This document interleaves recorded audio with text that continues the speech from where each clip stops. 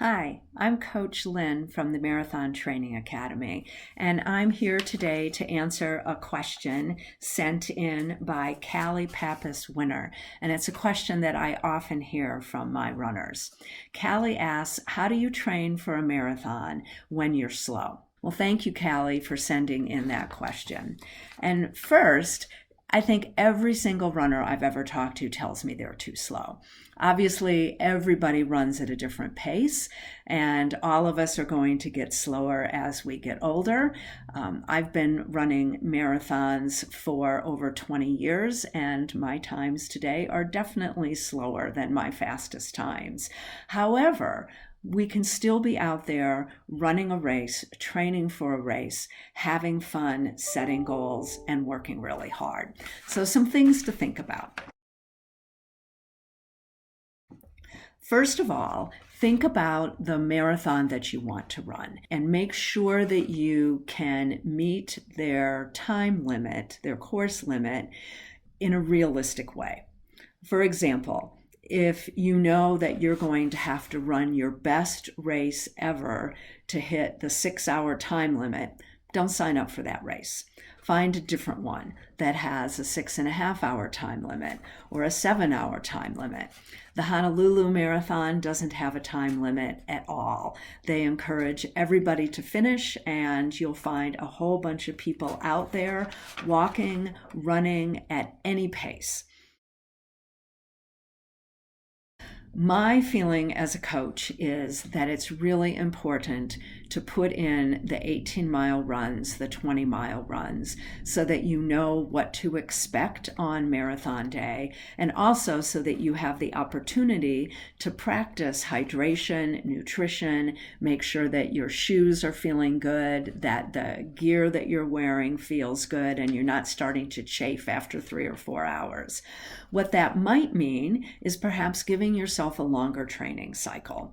So instead of doing a long run and increasing the distance of your long run every week, you might increase the distance of your long run every other week. And that may mean that instead of a 4-month training cycle to get ready for the marathon, you give yourself a 6, an 8, or maybe a 10-month training cycle to get ready for the marathon.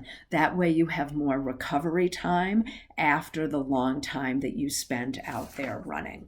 It's really important that you build up your mileage very gradually. So make sure you talk with your individual Marathon Training Academy coach about the best way to do that for you. I also encourage people to think about, why do you want to run this marathon? Or why do you want to run a marathon at all? Is it to challenge yourself? Is it because it's a fun place that you want to go?